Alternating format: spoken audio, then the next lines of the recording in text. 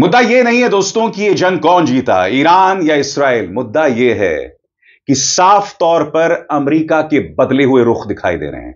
America का U turn दिखाई दे रहा है।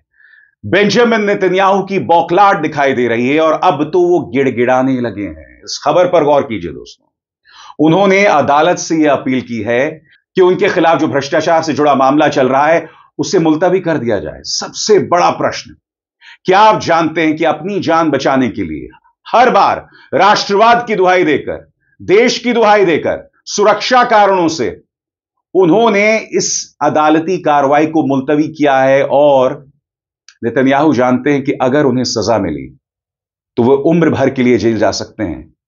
यानी कि अपनी जान बचाने के लिए इस व्यक्ति ने 60,000 लोगों को गजा में मार दिया, ईरान पर हमला कर दिया, लेबनान पर हमला कर दिया और गजा में अब भी जुल्म कर रहे हैं। मैं आपको बतलाना चाहता हूं कि उन्होंने अदालत के सामने कैसे गिड़गिड़ाया और साथ ही मैं आपको यह भी बताऊंगा कि इससे पहले कितनी बार और किन कारणों से वो अदालती कार्रवाई को मुलतवी कर चुके हैं। गौर फरमाएं। नेतन्याहू के वकील ने क्रिमिनल ट्रायल को टालने की मांग की। इस्राएली मीडिया हारेट्स के मुताबिक नेतन्याहू ने अदालत से 2 हफ्तों के लिए अपने क्रिमिनल ट्रायल की गवाही टालने की अपील की। रिपोर्ट में बताया गया है कि उनके वकील अमित हदद ने एक आवेदन भेजा है जिसमें कहा गया है कि नेतन्याहू को अपना पूरा समय और ऊर्जा डिप्लोमैटिक, नेशनल और सिक्योरिटी मामलों में लगानी है, जिसमें गजा में युद्ध की जिम्मेदारी और बंधकों से जुड़ा संकट संभालना शामिल है। वकील ने ईरान से चल रहे युद्ध और अन्य क्षेत्रीय और ग्लोबल घटनाक्रमों का भी हवाला दिया। नेतन्याहू का ट्रायल 2020 में शुरू हुआ था, जब 2019 में उन पर रिश्वत, धोखाधड़ी और भरोसे के उल्लंघन के आरोप लगे थे। उन्होंने इन आरोपों को नकारते हुए खुद को बेकसूर बताया था। यह केस कई बार टल चुका है। पहले उनकी गवाही जुलाई 2024 में होनी थी, लेकिन गाजा युद्ध की वजह से यह दिसंबर तक टल गई।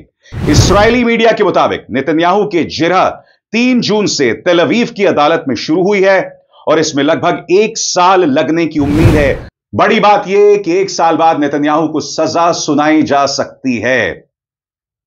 और नेतन्याहू जो गिड़गिड़ा रहे हैं वो सिर्फ अदालत के सामने नहीं गिड़गिड़ा रहे हैं, वो डोनाल्ड ट्रंप के सामने भी गिड़गिड़ा रहे हैं, क्योंकि डोनाल्ड ट्रंप का एक बहुत ही अजीब और गरीब बयान आया था जिसका जिक्र मैं अपने मंच में कर चुका हूं। उन्होंने अपने बयान में कहा था कि बेंजामिन नेतन्याहू के जो खिलाफ कार्रवाई चल रही है एक बहुत बड़ा विच हंट है और इसे बंद होना चाहिए और हम उसे बंद करके रहेंगे। यह डोनाल्ड ट्रंप ने कहा था दोस्तों। सबसे बड़ी बात, यह उनकी आंतरिक कार्रवाई है। डोनाल्ड ट्रंप अपना मानसिक संतुलन पूरी तरह से खो चुके हैं। मैं फिर आपसे सवाल पूछना चाहता हूं, एक अदालती कार्रवाई जो इसराइल का आंतरिक मामला है उसमें डोनाल्ड ट्रंप कैसे दखल दे सकते हैं? मगर डोनाल्ड ट्रंप यह बात कह रहे हैं, जिससे पता चलता है दोस्तों कि डोनाल्ड ट्रंप इस वक्त कुछ भी कह रहे हैं। जिस ईरान के जानी दुश्मन होते हैं फिर कहते हैं नहीं साहब अब उन्हें पटरी पर लौटना चाहिए। इस तरह की तमाम हरकतें डोनाल्ड ट्रंप कर रहे हैं। मगर सबसे बड़ा सवाल दोस्तों, ये जो पूरा मामला है नेतन्याहू के खिलाफ वो है क्या? 3 मुख्य मामले हैं दोस्तों। जी हां, 3 मुख्य मामले हैं और ये तीनों भ्रष्टाचार से जुड़े हुए हैं। इसमें उन्होंने एक उद्योगपति को बेवजह फायदा पहुंचाया था। काफी सुना सुना लगता है ना? जी हां, हमारे देश में भी ऐसे ही कुछ हो रहा है। तो ये 3 केसेस क्या हैं कि करके आपके स्क्रीन पर। केस 1000 जो कि गिफ्ट्स अफेयर है, केस 2000 जो कि फेवरेबल कवरेज है और केस 4000 रेगुलेटरी फेवर है। केस 1000 की बात करें, जिसे गिफ्ट अफेयर कहा जाता है, इसके बारे में कहा जाता है कि नेतन्याहू और उनकी पत्नी को कई गिफ्ट मिले थे जिसकी कीमत $1,92,000 थी और यह गिफ्ट उन्हें 2 बिजनेसमैन से मिले थे। दूसरा केस जो है वो है फेवरेबल कवरेज, यानी कि यहां पर नेतन्याहू ने एक औद्योगिक समूह को रिश्वत दी थी ताकि उनके पक्ष में फेवरेबल कवरेज हो सके। और तीसरा मामला है केस 4000 रेगुलेटरी फेवर्स, एक हाथ ले एक हाथ दे, यानी कि एक औद्योगिक समूह को फायदा और उसके बदले में उनसे पैसे लेना या उनसे मदद लेना। ये 3 बड़े मामले हैं और इसमें अगर नेतन्याहू के खिलाफ मामला सिद्ध हो गया तो उनका जेल जाना तय है।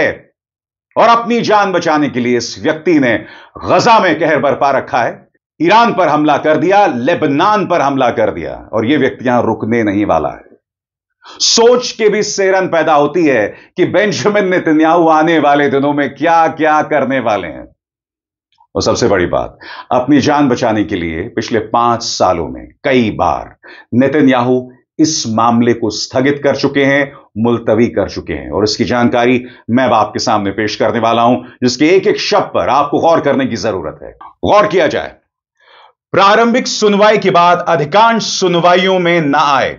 ट्रायल की शुरुआत 24 मई 2020 को हुई, जिसमें कुल 4 प्रारंभिक सुनवाई हुई। इसके बाद उनकी व्यक्तिगत उपस्थिति अक्सर जरूरी नहीं मानी गई। दूसरा, कोविड के चलते ट्रायल में 2 महीने की देरी।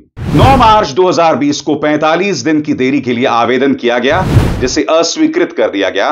लेकिन 15 मार्च को महामारी के कारण ट्रायल को 24 मई तक स्थगित कर दिया गया। उसके बाद गजा युद्ध के चलते गवाही कई बार टली। शुरुआत में गवाही जुलाई 2024 के बजाय दिसंबर 2024 में हुई। फिर 17 दिसंबर की सुनवाई जनवरी की 2 सप्ताह की सुनवाई रद्द की गई, क्योंकि वे मामूली ऑपरेशन करवा रहे थे। हाल ही में 18 मार्च 2025 में गाजा हमला शुरू होने के बाद गवाही पूरे दिन के लिए रद्द कर दी गई। अब 26 जून 2025 को भी 2 हफ्तों के लिए गवाही स्थगित कर दी गई। कुल मिलाकर दोस्तों, कितनी बार यह गवाही स्थगित की गई है आपकी स्क्रीन पर।